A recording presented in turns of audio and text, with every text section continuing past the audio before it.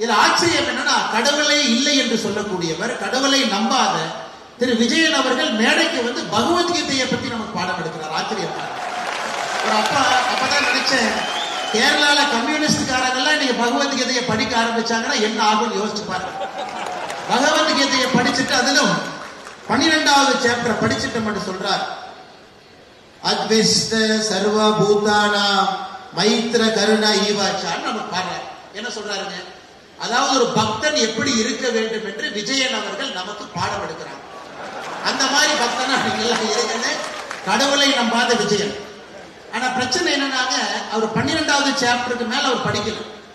திரு விஜயன் அவர்களுக்கு நான் பகவத்கீதையிலிருந்து இன்னொன்று நான் சொல்றேன். 12வது சாப்டரை தாண்டி இன்னும் கொஞ்சம் முன்னாடி போங்க, 13வது சாப்டர், 14, 15, 16வது சாப்டர் போனீங்கன்னா 21வது வரிய திரு விஜயன் அவர்கள் மறுபடியும் இன்னைக்கு பகவத்கீதை எடுத்து படிக்கணும். திரு